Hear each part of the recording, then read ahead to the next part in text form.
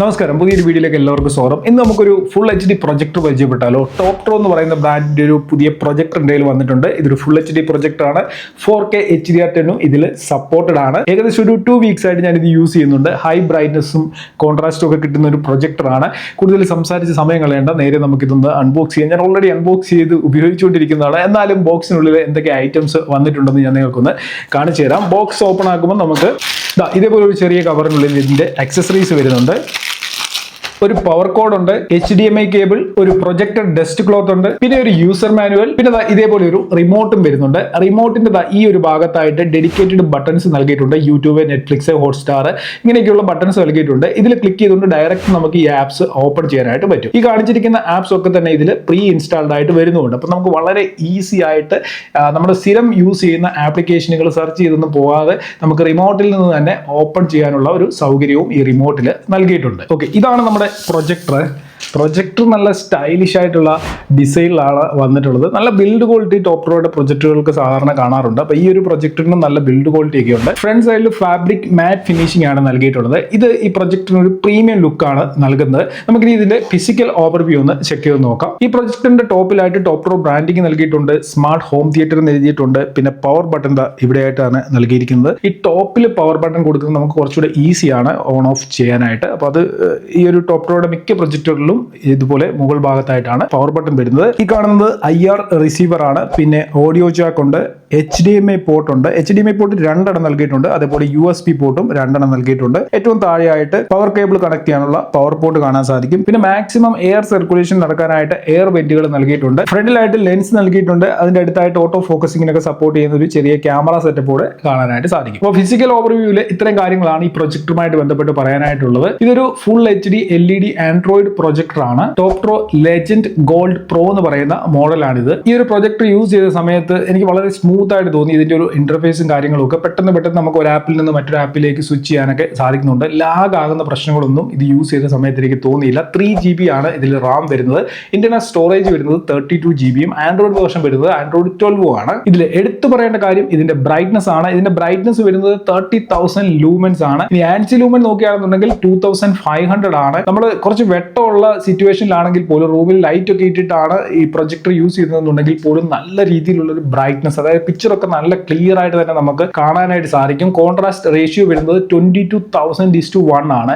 അപ്പം ബ്രൈറ്റ്നസും കോൺട്രാസ്റ്റ് റേഷ്യോയും നല്ല രീതിയിൽ ബാലൻസ്ഡ് ആയിട്ടാണ് ഈ ഒരു പ്രൊജക്ടറിൽ വന്നിട്ടുള്ളത്. അപ്പോൾ അതുകൊണ്ട് തന്നെ നമുക്ക് നല്ലൊരു പിക്ചർ ക്വാളിറ്റി ഈ ഒരു പ്രൊജക്ടറിൽ നിന്ന് ലഭിക്കുന്നുണ്ട്. അപ്പം ഞാൻ പല സിറ്റുവേഷനുകളിൽ ഈ പ്രൊജക്ടർ യൂസ് ചെയ്ത് നോക്കിയായിരുന്നു. അതായത് നല്ല ഡാർക്ക് ആയിട്ടുള്ള റൂമിൽ ഉപയോഗിച്ച് നോക്കിയായിരുന്നു. അതേപോലെ ചെറിയ ലൈറ്റിംഗ് ഉള്ള റൂമിലും യൂസ് ചെയ്ത് നോക്കി. അപ്പം ചെറിയ രീതിയിലുള്ള ലൈറ്റിംഗ് ഒന്നും ഇതിനൊരു പ്രശ്നമേ അല്ല. നല്ല രീതിയിലുള്ള ഒരു ബ്രൈറ്റ്നസ് ഈ ഒരു പ്രൊജക്ടറിൽ നിന്ന് ലഭിക്കുന്നതാണ്. ഈ ഒരു പ്രൊജക്ടറിൽ നമുക്ക് ബ്രൈറ്റ്നസ് അഡ്ജസ്റ്റ് ചെയ്യാൻ പറ്റും. 1 to 10 വരെയാണ് നമുക്ക് അഡ്ജസ്റ്റ് ചെയ്യാനായിട്ട് സാധിക്കുക.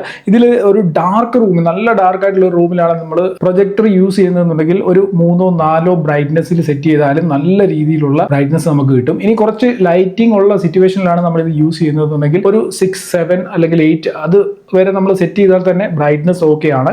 അപ്പം ആ രീതിയിൽ നമുക്ക് കോൺട്രാസ്റ്റും അതേപോലെ കളറും ഇതിൽ അഡ്ജസ്റ്റ് ചെയ്യാനുള്ള ഓപ്ഷൻ വരുന്നില്ല. ബ്രൈറ്റ്നസ് മാത്രമാണ് നമുക്ക് ഇതിൽ അഡ്ജസ്റ്റ് ചെയ്യാനായിട്ട് സാധിക്കുക. അടുത്തായിട്ട് ഇതിന്റെ നേറ്റീവ് റെസൊല്യൂഷൻ 1080p ആണ്. അതായത് ഇതൊരു 4K പ്രൊജക്ടർ അല്ല, 4K HDR10 ഫയലുകളും ഇതിൽ സപ്പോർട്ട് ചെയ്യുമെന്നാണ് പറഞ്ഞിരിക്കുന്നത്.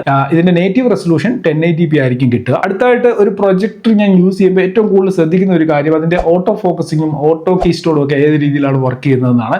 ഈ ഒരു പ്രൊജക്ടറിൽ പക്കായിട്ട് വർക്ക് ചെയ്യുന്നുണ്ട്. നമ്മൾ ഈ പ്രൊജക്ടർ എവിടെയെങ്കിലും പ്ലേസ് ചെയ്ത് ഓൺ ചെയ്താൽ മാത്രം മതി. പ്രോപ്പർ ആയിട്ട് തന്നെ ഇത് ഓട്ടോ കീസ്റ്റോൺ ചെയ്ത് അതിന്റെ ആ ഒരു സ്ക്രീൻ അത് സെറ്റ് ചെയ്തോളും. നമ്മൾ കൂടുതൽ റിമോട്ടുമായിട്ട് ഇതിന്റെ പുറകെ നടന്ന് മാനുവലി ചെയ്യേണ്ട ഒരു കാര്യമില്ല. അതേപോലെ തന്നെ ഓട്ടോ ഫോക്കസിങ്ങും ഓൺ ആകുമ്പോൾ തന്നെ ഓട്ടോമാറ്റിക് ആയിട്ട് ഇത് ഫോക്കസ് ചെയ്ത് ക്ലിയർ ആക്കി തന്നോളും. നമുക്ക് അവിടെ ഓട്ടോ ഫോക്കസിങ്ങും മാനുവലി ചെയ്യേണ്ട കാര്യമില്ല. പിന്നെ ഓട്ടോ ഒബ്സ്റ്റക്കിൾ അവോയ്ഡൻസ് പറയുന്ന ഒരു ഫീച്ചർ ഉണ്ട്. എന്തെങ്കിലും ഈ പ്രൊജക്ടറിന്റെ മുമ്പിൽ വന്നു കഴിഞ്ഞാൽ അത് അവോയ്ഡ് ചെയ്ത് അതിനനുസരിച്ച് സ്ക്രീൻ അറേഞ്ച് ചെയ്യാനുള്ള ഒരു കേപ്പബിലിറ്റിയും ഈ ഒരു പ്രൊജക്ടറിൽ വരുന്നുണ്ട്. ഇനി ഇതിന്റെ സൗണ്ട് ക്വാളിറ്റിയെ കുറിച്ച് പറയുകയാണെന്നുണ്ടെങ്കിൽ ഇൻബിൽഡ് ആയിട്ട് 10 വാട്ട്സിന്റെ സ്പീക്കേഴ്സ് ആണ് വരുന്നത്. സാമാന്യം നല്ല സൗണ്ട് ഔട്ട്പുട്ട് ആ ഒരു സ്പീക്കറിൽ നിന്ന് തന്നെ ഇതിൽ കിട്ടുന്നുണ്ട്. പിന്നെ HDMI ARC സപ്പോർട്ടഡ് ആണ്.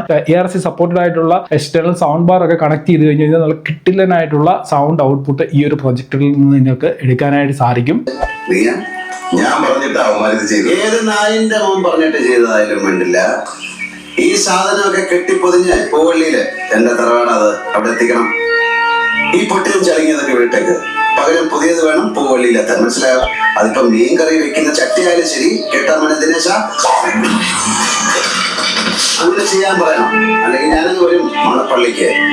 ഞാൻ കുറെ മൂവീസ് ഇതിൽ വാച്ച് ചെയ്തു. അതിൽ 2-3 മൂവീസ് കണ്ടത് ഇതിനുള്ളിലുള്ള ആ ഒരു സ്പീക്കറിൽ നിന്നുള്ള ഒരു സൗണ്ട് ക്വാളിറ്റി എക്സ്പീരിയൻസ് ചെയ്തുകൊണ്ടാണ്. എനിക്ക് ഒട്ടും മോശമായിട്ട് തോന്നിയില്ല. സാമാന്യം നല്ല സൗണ്ട് ക്വാളിറ്റി ഈ ഒരു പ്രൊജക്ടറിൽ നിന്ന് തന്നെ നമുക്ക് ലഭിക്കുന്നതാണ്. ഈ പ്രൊജക്ടറിലെ മാക്സിമം സ്ക്രീൻ സൈസ് വരുന്നത് 300 ഇഞ്ച് വരെയാണ്. ഏകദേശം ഒരു 150 ഇഞ്ച് വരെയൊക്കെ ഞാൻ ഇത് പ്രൊജക്ട് ചെയ്ത് നോക്കിയായിരുന്നു. നല്ല പിക്ചർ ക്വാളിറ്റി തന്നെ അത്രയും വലിപ്പമുള്ള സ്ക്രീനിലും ലഭിക്കുന്നുണ്ട്. Corner Blair issue, motion Blair issue ഒന്നും ഈ ഒരു പ്രൊജക്ടർ യൂസ് ചെയ്ത സമയത്ത് എനിക്ക് നോട്ട് ചെയ്യാനായിട്ട് സാധിച്ചിട്ടില്ല.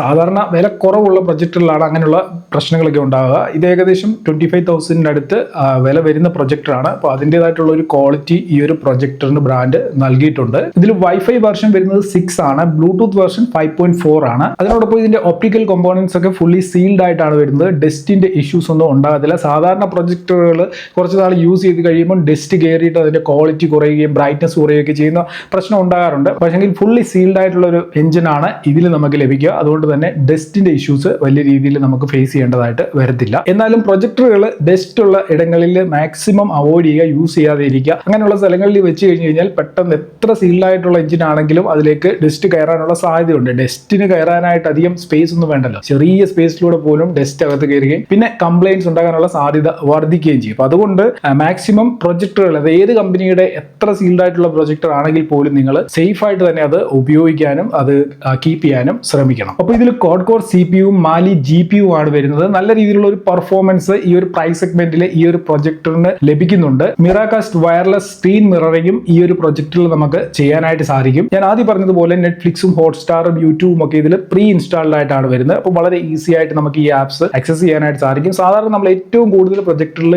യൂസ് ചെയ്യുന്ന ആപ്ലിക്കേഷൻ ആയിരിക്കും ഒന്ന് Amazon prime, Netflix, YouTube, Hotstar. ഈ 4 ആയിരിക്കും മെയിൻ ആയിട്ട് യൂസ് ചെയ്യുന്നത്. അപ്പോൾ ആ 4 പ്രീ ഇൻസ്റ്റാൾഡ് ആയിട്ട് തന്നെ നമുക്ക് ഇതിൽ കിട്ടുന്നുണ്ട്. ഇനിയും കൂടുതൽ ആപ്സ് ഇതിലേക്ക് ഇൻസ്റ്റാൾ ചെയ്യണമെന്നുണ്ടെങ്കിൽ പ്ലേ സ്റ്റോറിൽ നിന്ന് ആപ്ലിക്കേഷൻ ഡൗൺലോഡ് ചെയ്തുകൊണ്ട് ഇതിൽ ഇൻസ്റ്റാൾ ചെയ്ത് യൂസ് ചെയ്യാനായിട്ട് സാധിക്കും. 25,000 റുപ്പീസിന്റെ താഴെ നിങ്ങൾ ഒരു പ്രൊജക്ടർ വാങ്ങാൻ പ്ലാൻ ചെയ്യുന്നുണ്ടെങ്കിൽ ഈ പ്രൊജക്ടർ നിങ്ങൾക്ക് പരിഗണിക്കാം. കാരണം എന്താണെന്ന് ചോദിച്ചു കഴിഞ്ഞാൽ നല്ല ഹൈ ബ്രൈറ്റ്നസും കോൺട്രാസ്റ്റും കിട്ടുന്ന ഒരു പ്രൊജക്ടറാണിത്. ഈ ഒരു പ്രൈസ് സെഗ്മെന്റിൽ കിട്ടുന്ന മറ്റ് പ്രൊജക്ടറുകളുമായിട്ട് കമ്പയർ ചെയ്തപ്പോൾ ഇതിന്റെ സൗണ്ട് ക്വാളിറ്റി മറ്റ് പ്രൊജക്ടറുകളെക്കാളൊക്കെ ബെറ്റർ ആയിട്ടാണ് എനിക്ക് തോന്നിയത്. അതേപോലെ ഈ ഒരു പ്രൈസ് സെഗ്മെന്റിൽ വരുന്ന മറ്റ് പ്രൊജക്ടറുകളുമായിട്ട് കമ്പയർ ചെയ്യുമ്പോൾ ഇതിന്റെ പിക്ചർ ക്വാളിറ്റിയും എനിക്ക് കുറച്ചധികം ബെറ്റർ ആയിട്ട് തോന്നിയിട്ടുണ്ട്. നല്ല ബ്രൈറ്റ്നസും കോൺട്രാസ്റ്റും ഒക്കെ ഉള്ളത് കൊണ്ട് ഷാർപ്പായിട്ടുള്ള പിക്ചർ ക്വാളിറ്റി നമുക്ക് ഈ ഒരു പ്രൊജക്ടറിൽ കിട്ടുന്നുണ്ട്. പിന്നെ ഇതിന്റെ ബിൽഡ് ക്വാളിറ്റിയും ബെറ്റർ ആയിട്ട് എനിക്ക് തോന്നി. അതിനോടൊപ്പം തന്നെ ഇതിലെ ഒപ്റ്റിക്കൽ കോമ്പോണൻസ് ഒക്കെ ഫുള്ളി സീൽഡ് ആയിട്ടാണ് വരുന്നത്. അതുകൊണ്ട് ഡസ്റ്റിന്റെ ഇഷ്യൂസ് ഒന്നും വലിയ രീതിയിൽ ഈ ഒരു പ്രൊജക്ടറിൽ അഫക്റ്റ് ചെയ്യത്തില്ല. അപ്പം ഈ ഒരു പ്രൊജക്ടർ യൂസ് ചെയ്തപ്പം എനിക്ക് തോന്നിയ കാര്യങ്ങളൊക്കെയാണ് ഈ വീഡിയോയിൽ പറഞ്ഞത്. നിങ്ങൾക്ക് ഈ ഒരു പ്രൈസ് സെഗ്മെന്റിൽ ഈ ഒരു പ്രൊജക്ടർ പരിഗണിക്കാവുന്നതാണ്. വീഡിയോ ഡിസ്ക്രിപ്ഷനിൽ ഇത് ബൈ ചെയ്യാനുള്ള ലിങ്ക് കൊടുത്തിട്ടുണ്ട്. അവിടെ നിങ്ങൾക്ക്